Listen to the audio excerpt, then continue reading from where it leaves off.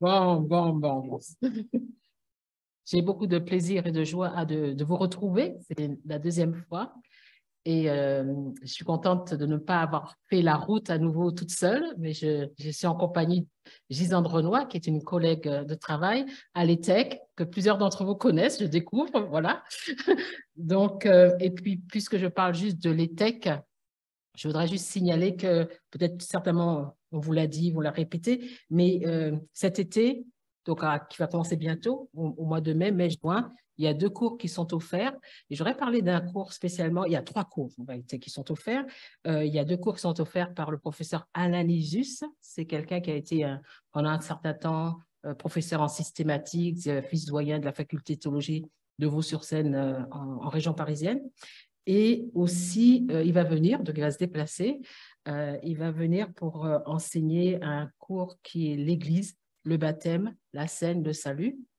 Mais là, il faut se déplacer un peu à Montréal. Non, il y a sur Zoom aussi, je crois. Mais par contre, j'aimerais vous parler d'un cours. C'est un cours qui est entièrement en ligne. Et c'est moi qui l'ai un peu monté, mais ce n'est pas parce que c'est moi, c'est parce que je le connais bien, ce cours, et j'ai pensé que ça serait peut-être intéressant pour peut-être quelques personnes parmi vous. Alors, on peut le prendre pour avoir des crédits universitaires, on peut le prendre simplement pour écouter, mais il est intéressant, si vous voulez en savoir plus, venez me voir, c'est un cours sur la sagesse, sur les livres de sagesse, Job, Proverbes, Ecclésiaste, donc la littérature sapientiale est complètement en ligne. C'est la première fois que ce cours sera proposé à l'ETEC en ligne. Donc, il y aura peut-être des maladresses. Et donc, je cherche toujours des étudiants pour corriger, pour améliorer, puisque c'est un premier essai de ce cours complètement en ligne, qui n'est pas trop long. Et puis, je l'ai fait de telle façon que ça soit pour un niveau genre intermédiaire. D'accord? Donc, oui? C'est l'école. Alors, l'École de théologie évangélique du Québec, qui se trouve à Montréal, ETEC. Et donc, mais si vous voulez en savoir plus, j'ai des petits cartons, mais aussi, vous pouvez toujours me voir après, et puis on pourra en discuter. Voilà. Alors ça, c'est une première chose. La deuxième chose, j'ai une question pour vous. Que s'est-il passé? Vous n'allez pas gagner de prix, vous allez gagner. Je sais, j'aurais dû y penser, mais que s'est-il passé le 22 avril 1970?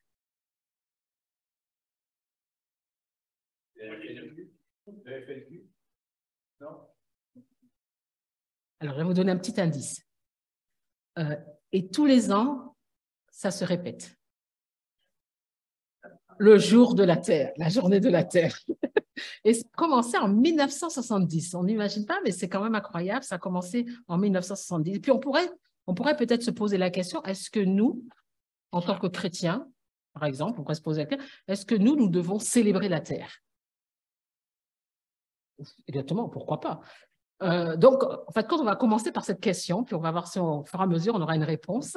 Est-ce qu'on doit célébrer la Terre ou alors on doit s'en abstenir, dire non, on ne va pas célébrer la Terre, etc. Bref, pourquoi pas? Donc, c'est la question. Je vous propose de la garder quelque part dans votre esprit et puis on va comme ça cheminer. On va cheminer avec un texte, bien entendu, un texte de la parole de Dieu. Bereshit bara Elohim het hashamayim ve'et haaretz. Wow, c'est beau. Hein? Merci. Merci. Alors, ce que je viens de vous dire, c'est en fait le commencement de tout. C'est le commencement de notre Bible en tant que chrétien. C'est le commencement de la Bible hébraïque. Donc, on parlera de l'Ancien Testament. C'est le commencement, c'est Genèse, chapitre 1, verset 1. Au commencement, Dieu créa les cieux et la terre. Et ce que je viens de vous dire, c'est en hébreu. Il fallait que je vous montre un petit peu que je connais un peu d'hébreu. Bon, bref. Non, c'est parce que je trouve que c'est tellement beau à lire et puis se dire c'est cela, c'était au commencement dans la langue originale. Pourquoi ne pas le dire? Bereshit bara Elohim het hashamayim vehet haaretz. C'est beau, c'est beau, c'est beau. Alors, merci de dire amen. Il ne faut pas applaudir, il faut dire amen. Mais c'est magnifique. bon, j'enseigne l'hébreu, puis j'aime bien dire aux étudiants de lire, d'entendre le son, la sonorité. C'est une très belle langue. Un texte qui clame, qui slame, que seul le Dieu d'Israël est le Créateur. Un texte qui explique au peuple d'Israël que l'univers n'a pas été créé par une multitude de dieux, comme leurs voisins pouvaient le croire, ou par une explosion chimique, le grand boom. La création, c'est l'acte par lequel Dieu se présente à nous et par lequel nous découvrons plutôt, d'où vient cette créature, cette création qui nous entoure et de quoi nous sommes faits. Genèse 1 est écrit comme une poésie, comme un psaume. Vous allez voir, on va relire ce texte et on va entendre des refrains. Vous savez, dans la poésie, dans les chants qu'on a entendus, qu'on a chantés ensemble, il y a eu des refrains. Mais c'est un peu comme cela aussi dans Genèse 1. Et puis même, il y a plusieurs auteurs de l'Ancien Testament qui ont repris aussi des éléments qu'on trouve dans Genèse 1, le psaume 104, dans Job. On trouve encore ces éléments de la création qui sont repris par des poètes de l'Ancien Testament. Alors, je me suis un petit peu prise au dépourvu, puis nous allons commencer. C'est vrai que il y a un diaporama. Voilà, allons-y. Merci bien. Au commencement, Dieu créa le ciel et la terre. La terre était désertique, on pourrait dire improductive et vide. Il y avait des ténèbres à la surface de l'abîme et le souffle de Dieu, ou l'Esprit de Dieu, tournoyait au-dessus des eaux. Dieu dit qu'il y ait de la lumière, et il y eut de la lumière. Dieu vit que la lumière était bonne, et il sépara la lumière des ténèbres. Dieu appela la lumière jour et les ténèbres nuit. Il eut un soir, il eut un matin. Ce fut le premier jour. Alors, je m'arrête un tout petit instant parce que j'ai oublié de vous donner un devoir. Je sais, on n'est pas à l'école, mais j'ai oublié de vous dire, est-ce que vous pouvez compter le nombre de fois qu'il est dit « Dieu dit » ? Je crois qu'on l'a déjà dit une fois, « Dieu dit ». Donc, n'oubliez pas de compter parce que vous aurez l'examen à la fin. Alors, donc nous avons entendu un Dieu dit déjà, nous venons d'en entendre un autre, nous sommes au premier jour. Alors, je vous laisse compter, on a entendu un Dieu dit, je crois, un seul déjà. Dieu dit qu'il y ait une étendue entre les eaux pour les séparer les unes des autres. Dieu fit l'étendue et sépara ainsi l'eau qui est au-dessous de l'étendue de celle qui est au-dessus. Cela se passa ainsi. Dieu appela l'étendue ciel, il eut un soir, il eut un matin, ce fut le deuxième jour. Dieu dit que les eaux qui sont au-dessous du ciel se rassemblent en un seul endroit et que le sec apparaisse. Et cela se passa ainsi. Dieu appela le sec terre et la masse des eaux. Dieu vit que cela était bon. Puis Dieu dit que la terre produise de la verdure, de l'herbe à graines, des arbres fruitiers qui donnent du fruit selon leur espèce et qui contiennent leurs semences sur la terre. Et cela se passa ainsi. La terre produisit de la verdure, de l'herbe à graines selon son espèce et des arbres qui donnent du fruit et contiennent leurs semences selon leur espèce. Dieu vit que c'était bon. Il y eut un soir, il y eut un matin, ce fut le troisième jour. Dieu dit qu'il y ait des luminaires dans l'étendue du ciel pour séparer le jour de la nuit. Ils serviront de signes pour marquer les époques, les jours et les années, ainsi que des luminaires dans l'étendue du ciel pour éclairer la terre. Et cela se passa ainsi. Dieu fit les deux grands luminaires, le plus grand pour présider au jour et le plus petit pour présider à la nuit. Il fit aussi les étoiles. Dieu les plaça dans l'étendue du ciel pour éclairer la terre, pour dominer sur le jour et la nuit et pour séparer la lumière des ténèbres. Dieu vit que c'était bon. Il y eut un soir, il y eut un matin, ce fut le quatrième jour. Dieu dit que l'eau pullule d'animaux vivants et que des oiseaux volent dans le ciel au-dessus de la terre. Dieu créa les grands poissons et tous les animaux vivants capables de se déplacer. L'eau en pollula selon leur espèce. Il créa aussi tous les oiseaux selon leur espèce. Dieu vit que c'était bon et il les bénit en disant Reproduisez-vous, devenez nombreux et remplissez les mers et que les oiseaux se multiplient sur la terre. Il y eut un soir, il y eut un matin, ce fut le 5e jour. Dieu dit que la terre produise des animaux vivants selon leur espèce, du bétail, des reptiles et des animaux terrestres selon leur espèce, et cela se passa ainsi. Dieu fit les animaux terrestres selon leur espèce, le bétail selon son espèce, et tous les reptiles de la terre selon leur espèce. Dieu vit que c'était bon. Puis Dieu dit, faisons l'homme à notre image, à notre ressemblance, qu'il domine sur les poissons de la mer, sur les oiseaux du ciel, sur le bétail, sur toute la terre et sur tous les reptiles qui rampent sur la terre. Dieu créa l'homme à son image, il le créa à l'image de Dieu, il créa l'homme et la femme. Dieu les bénit et leur dit, reproduisez-vous, devenez nombreux, remplissez la terre et soumettez-la. Dominez sur les poissons de la mer, sur les oiseaux du ciel et sur tout animal qui se déplace sur la terre. Dieu dit aussi, je vous donne toute herbe à graines sur toute la surface de la terre, ainsi que tout arbre portant des fruits avec pépins ou noyaux, ce sera votre nourriture. À tout animal de la terre, à tout oiseau du ciel et à tous ceux qui se déplacent sur la terre, à ceux qui étaient animés de vie, je donne toute herbe verte pour nourriture. Et cela se passa ainsi. Dieu regarda tout ce qu'il avait fait et il constata que c'était très bon. Il y eut un soir, il y eut un matin, ce fut le 6e jour.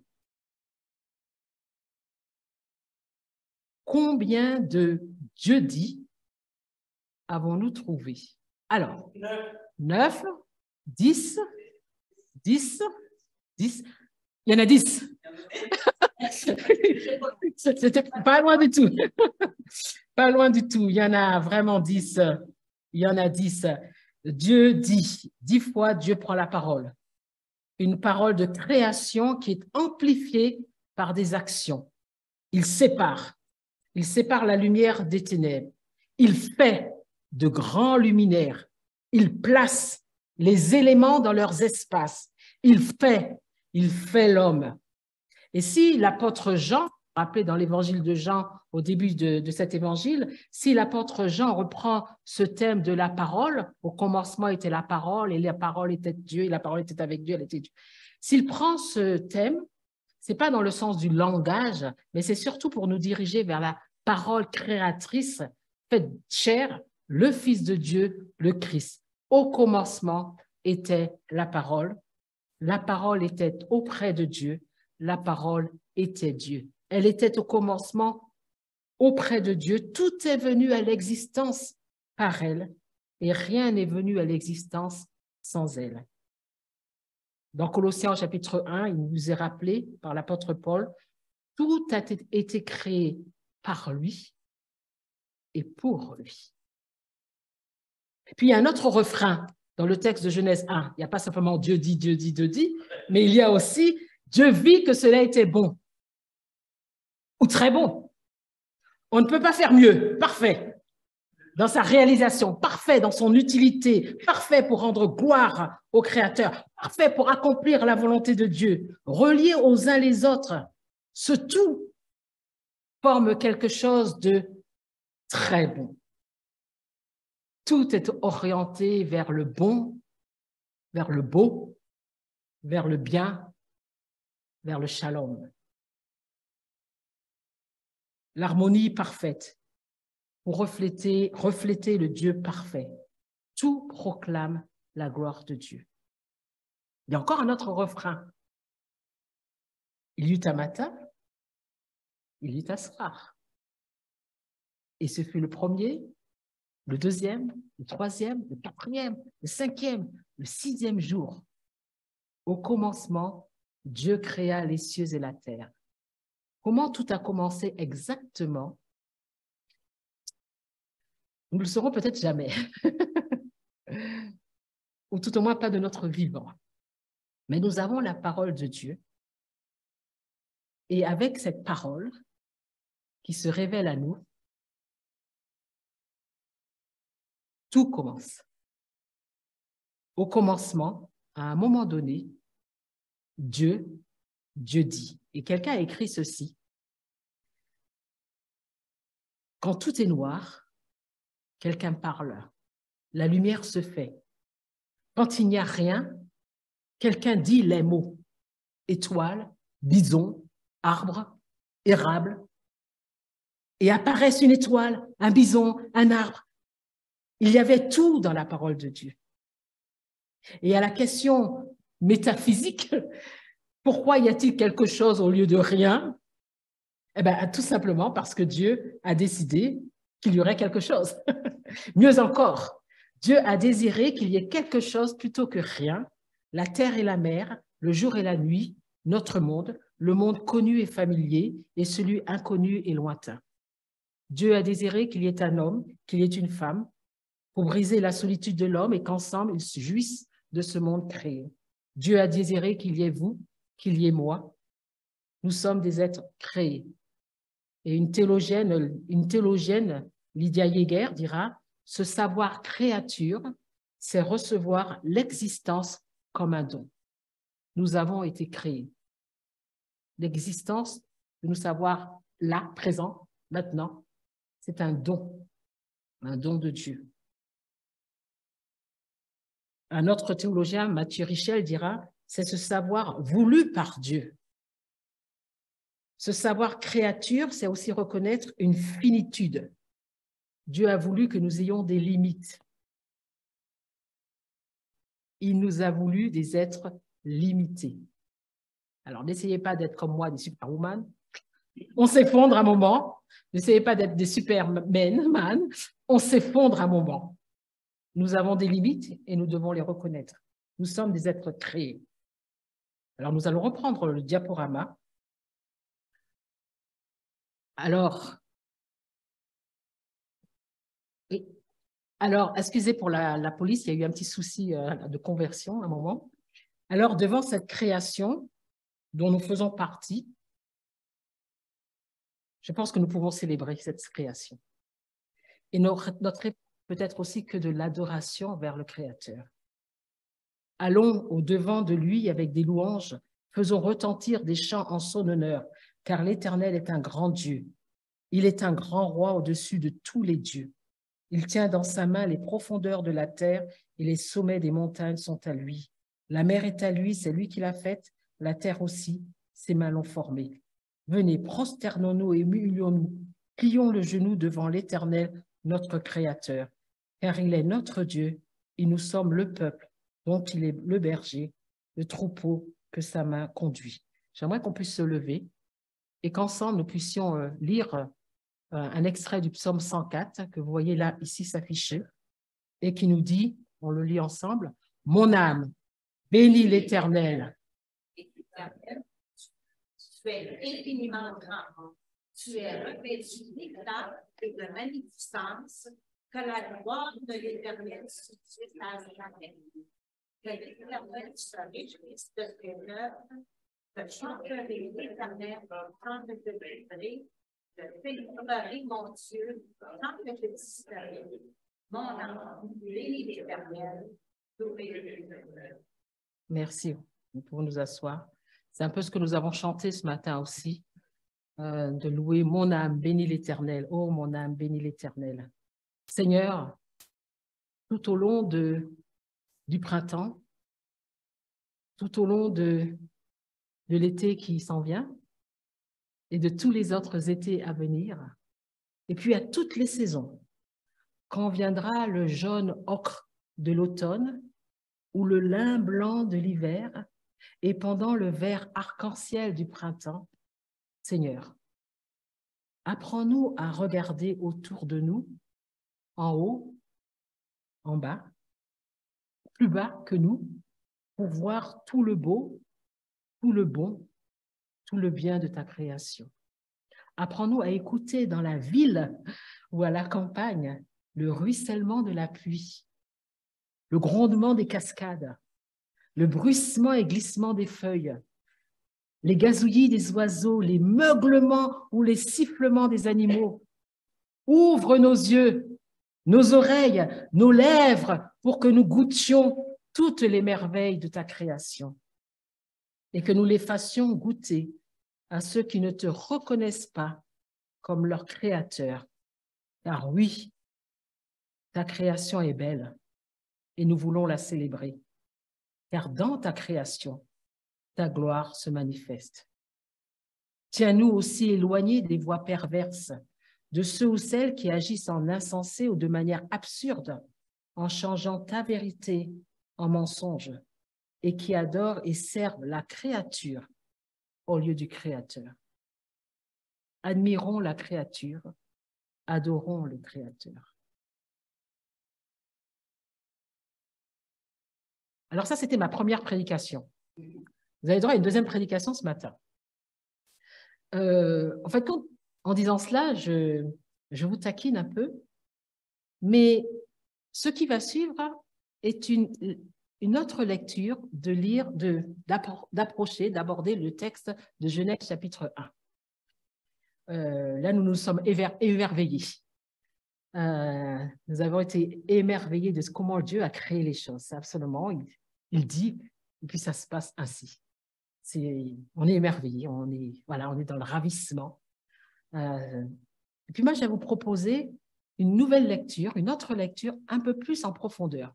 Non pas que nous ne puissions plus nous émerveiller, mais que notre émerveillement soit encore plus immense, parce que nous serons allés encore plus en profondeur de ce texte. Alors, c'est la deuxième partie de la prédication, pas une deuxième, c'est la suite. Et là, nous allons encore à nouveau retourner dans ce texte. Et donc, j'aimerais un peu, pourquoi cette idée de vous faire méditer encore plus et encore plus en profondeur? Parce que c'est vrai que le psalmiste dit il y a un bonheur, une bénédiction à méditer la parole de Dieu. Et le terme ici, c'est mâcher. Vous savez, comme les animaux, les bovins, ils mangent, puis après, ça remonte, ils ruminent ce qu'ils ont avalé. Et c'est un peu cela. On vient d'avoir ça, on va faire remonter tout cela, puis là, on va macérer ça, on va bien ruminer tout cela. Et je vous invite donc à aller à la rencontre de ce bonheur, de pouvoir méditer, savourer, goûter cette création, ce texte. Le récit de la création est organisé autour de 6 jours de la semaine. Et il ne vous a certainement pas échappé que dans les 3 premiers jours, jour 1, jour 2, jour 3, Dieu crée des espaces, des lieux d'habitation. Et puis les 3 jours suivants, les résidents arrivent, ils créent les résidents, ceux qui vont habiter ces espaces. Alors par exemple, au jour 1, il y a l'espace-temps. Il y a le jour et la nuit. Et puis au jour 4, il y a le soleil pour indiquer le jour, la lune pour indiquer la nuit. Alors, il crée le soleil, la lune, les étoiles. Au jour 2, il y a les espaces haut du ciel et haut de la mer. Alors, il va diviser ces eaux. Et puis, au jour 5, il va avoir des oiseaux qui sont dans l'espace d'en haut. Et puis, il y aura dans l'espace d'en bas les poissons, les êtres marins. Et puis, au jour 3, il y a cette terre qui devient une terre hospitalière. Vous vous rappelez que la terre était là, mais elle était chaotique. Il y a cette expression en hébreu qu'on utilise en français, qui est tohu vebohu. Tohu bohu, c'est de l'hébreu. Si vous dites tohu bohu, c'est de l'hébreu que vous parlez. C'est vraiment tohu bohu, c'est de l'hébreu.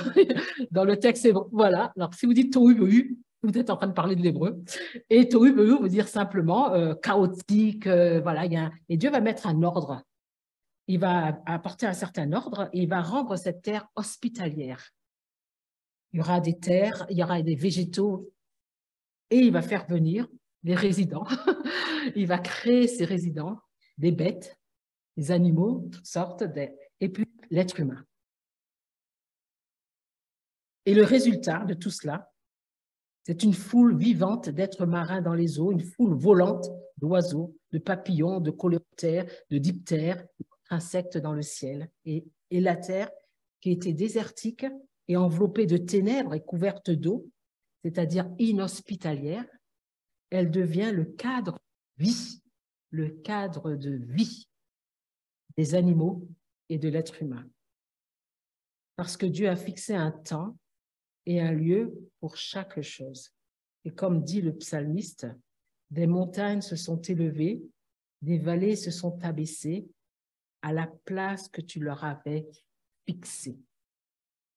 Tu as posé une limite que l'eau ne doit pas franchir afin qu'elle ne revienne plus couvrir la terre. C'est dans les cèdres du Liban que les oiseaux font leur nid. La cigogne a sa demeure dans le cyprès. Les hautes montagnes sont pour les bouquetins. Les rochers sont le refuge des damans. Il a fait la lune pour marquer les temps. Le soleil, c'est quand il doit se coucher.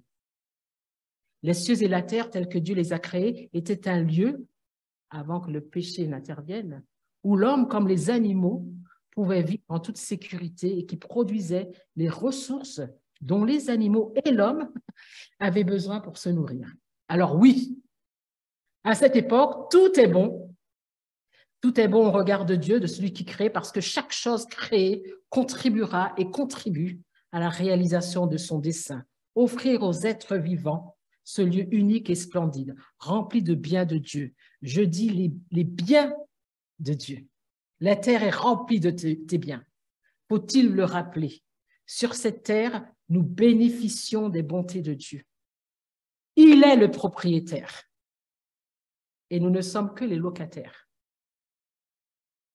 Autrement dit, c'est notre résidence, mais c'est sa terre. Mais revenons à notre fameux tableau rapidement qui permet de nous méditer un peu plus ce texte de Genèse chapitre 1. Avez-vous noté que tout converge vers le dernier acte de la création? L'être humain au verset 6, le point culminant de la création. On va passer à la prochaine diapo. Donc, j'essaie de faire ça. Je sais que c'est petit, que vous voyez peut-être pas très bien, mais je vous explique. Il y a le tableau à gauche qu'on a déjà vu un peu. Et puis, il y a pour vous montrer que finalement, c'est Dieu qui crée toutes choses-là. Puis au centre, on arrive, tout culmine de ce texte, tout culmine pour le verset 6, parce que Dieu, non seulement il dit que c'est bon, il va le dire c'est très bon. Dieu dit, il le dit une fois au jour 1, il le dit une fois au jour 2, Dieu dit 2 fois au jour 3, une fois au jour 4, une fois au jour 5, mais 4 fois au jour 6. Comme si cette insistance, Dieu dit, est faite pour que nous puissions focaliser sur ce qui est en train de se passer au 6e jour. C'est aussi dans ce verset que nous retrouvons le deuxième refrain, Dieu vit que c'était bon, mais tout de suite il ajoute, très bon. Et puis l'expression de Dieu créa, qui se trouve au jour 0, au verset 1, Dieu créa, et au jour 7, on le retrouve aussi, Dieu créa, on retrouve ce verbe créer 3 fois au 6e jour. Et au verset 27, Dieu dit, Dieu créa l'homme à son image, il le créa à l'image de Dieu, il le créa homme et femme. La moitié des emplois du verbe créer dans ce texte se trouve à la création de l'homme. Chers amis, ce ne sont pas seulement les mots du texte qui nous parlent et sont inspirés de Dieu, mais même la structure du texte nous parle de la volonté de Dieu. Ce qui se passe au verset 6 est important et central. Dieu crée l'être humain. C'est le point culminant de la création. C'est l'apothéose de son dessein. Ce savoir créer ou créature, c'est recevoir l'existence, et je le répète, comme un don. La mienne, mais aussi celle du prochain. Je ne sais pas si vous avez noté, mais Dieu bénit au 5e, au 6e jour. Et dans le langage biblique, la bénédiction est souvent liée à la multiplication, à la prospérité et est accompagnée d'un appel souvent. On voit ça avec Abraham, par exemple. Dieu bénit l'homme, mais pas seulement l'homme. Il bénit aussi les animaux. Intéressant. Qu'avons-nous en commun avec les animaux? Pour que Dieu bénisse les animaux et nous bénisse aussi. Ou que n'avons-nous pas en commun avec eux? Alors, j'aimerais vous partager rapidement cette réflexion avant de terminer. Même si nous avons l'habitude de dire nos amis les bêtes, nous devons conserver, il me semble, une certaine distance par rapport à ce que nous venons de lire, une certaine distance entre nos amis les bêtes et nous-mêmes. et nos amis les humains. Les animaux ne sont pas nos frères, ni nos sœurs. Dieu crée l'homme à son image, à sa ressemblance, pas les animaux. Même si les animaux peuvent nous tenir compagnie, ce n'est ni un mammifère, ni un reptile que Dieu donne comme compagne à Adam, mais une femme, une Ève, un vis-à-vis, un autre être humain, un égal, un face-à-face. Et si nous sommes enclins à nous plaindre et à considérer l'animal de meilleure compagnie que notre voisin, que notre conjointe, que notre conjoint, que nos parents, parce que les hommes sont méchants et l'animal est fidèle, c'est que tout d'abord, nous avons domestiqué cet animal. Nous l'avons placé sous notre autorité. Mais c'est aussi parce que la méchanceté de l'homme est un signe que le péché a pénétré le monde. Et c'est ce qui cloche dans notre monde. Ce n'est pas parce que les animaux sont de meilleure compagnie que les hommes. Mais nous devons aussi nous poser la question si derrière cette phrase « plus je connais les hommes, plus j'aime mon chien », ne sommes-nous pas en train de renoncer à aimer notre prochain, notre ennemi inclus? Nous sommes, il est vrai, interpellés aussi par des découvertes scientifiques concernant la sensibilité et l'intelligence du monde animal. Mais rappelons-nous, quelle est la place des animaux dans la création?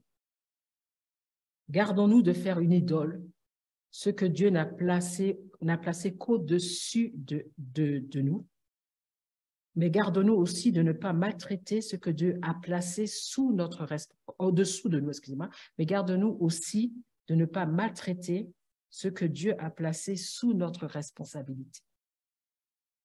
Nous devons accepter notre responsabilité de domination, avoir autorité, gérer, mais aussi prendre soin. Je termine. Quand je contemple le ciel, œuvre de tes mains, la lune et les étoiles que tu y as placées, je dis, qu'est-ce que l'homme pour que tu te souviennes de lui, et le Fils de l'homme pour que tu prennes soin de lui. Tu l'as fait de peu inférieur à Dieu et tu l'as couronné de gloire et d'honneur.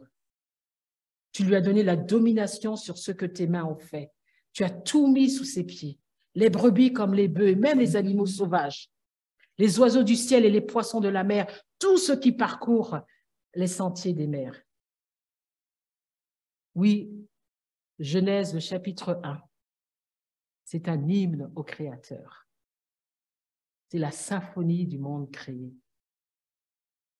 Et quand bien même il nous peine de voir ce monde se détruire, il nous peine de voir ce monde être abîmé par notre faute, par nos abus, par notre manque de sagesse, par le péché qui violente la terre de Dieu et notre lieu de résidence, nous ne devons pas désespérer.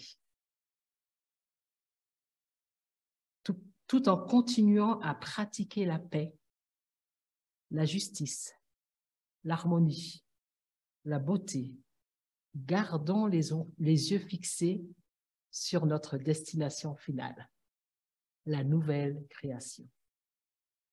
Puis je vis un nouveau ciel, une nouvelle terre, car le premier ciel et la première terre avaient disparu et la mer n'existait plus. Celui qui était assis sur le trône dit « Voici que je fais toutes choses nouvelles. Je ne vis pas de temple dans la ville, car le Seigneur, le Dieu Tout-Puissant, est son temple. Ainsi que l'agneau, la ville n'a besoin ni du soleil, ni de la lune pour l'éclairer, car la gloire de l'Éternel l'éclaire et l'agneau est son flambeau. Les nations marcheront à sa lumière et les rois de la terre y apporteront leur gloire. Ces portes ne seront pas fermées de toute la journée, car il n'y aura plus de nuit. On y apportera la gloire et l'honneur des nations. Il n'y aura plus de malédiction. Le trône de Dieu et de l'agneau sera dans la ville. Ses serviteurs lui rendront un culte. Ils verront son visage et son nom sera sur tout leur front. Il n'y aura plus de nuit. Ils n'auront besoin ni de la lumière d'une lampe, ni de celle du soleil, parce que le Seigneur, leur Dieu, les éclairera. Et ils régneront au siècle des siècles. Que la grâce et la paix du Seigneur Jésus-Christ soient avec vous, les saints et les saintes de l'Église La Clairière. Amen.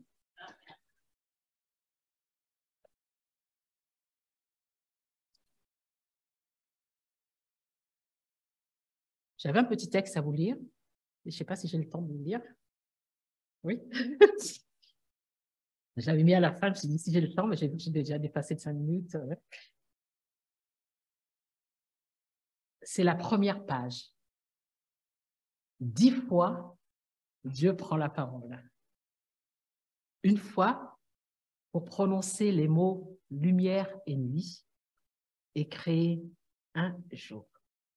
Une deuxième fois, pour séparer la voûte du ciel des eaux. Deuxième jour. Une troisième fois, pour séparer la terre des eaux.